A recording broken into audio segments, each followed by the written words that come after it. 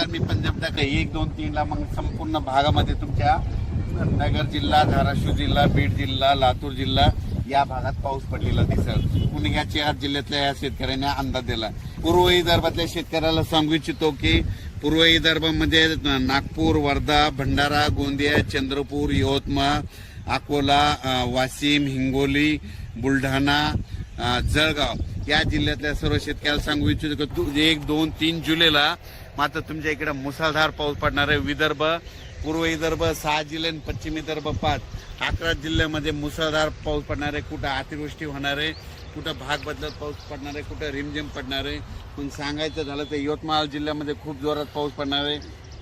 चंद्रपूरकर देखील खूप पडणार आहे, नागपूरकडे देखील खूप पडणार आहे, अमरावतीकडे जोरात पडणार आहे, अकोल्याकडे जोरात पडणार आहे, वाशिम जिल्हा जोरात राहणार आहे, हिंगोलीकडे राहणार आहे, त्याच्यानंतर अकोला, बुलढाणा जास्त राहणार आहे, जळगाव जामोद घाटाच्या खाली जास्त राहणार आहे, जळगावला जास्त राहणार आहे.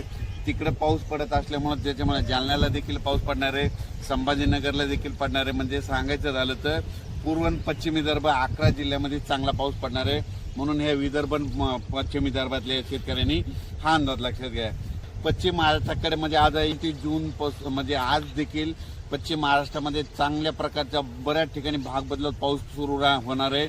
सांगलीकडे, साताऱ्याकडे, त्याच्यानंतर पंढरपूरकडे देखील, नगर जिल्ह्यात देखील बऱ्याच ठिकाणी पाऊस सुरू होणार आहे.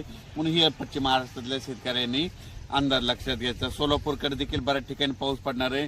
त्याच्यानंतर कोकणपट्टी आणि घाटमाथ्यावरल्या भागातल्या सर्व जनतेला आणि शेतकऱ्याला सांगू इच्छितो की कोकणपट्टी घाटमाथ्यावरला पाऊस मात्र कायम चालूच राहणार आहे, ते काही बंद होणार नाही. म्हणून हे त्यांनी लक्षात घ्यायचं.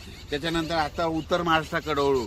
उत्तर महाराष्ट्राकडे सांगायचं झालं तर नाशिक जिल्ह्याकडे जोरदार पाऊस सुरू राहणार आहे, त्यांचा पाऊस काही बंद होणार नाही. म्हणून हा अंदाज त्यांनी लक्षात घ्यायचा. धुळे, नंदुरबार, जळगाव या 40गाव, पारोळा या ठिकाणी 3 जुलैपर्यंत जोराचा पाऊस राहणार आहे. म्हणून हे अंदाज लक्षात घ्यायचा.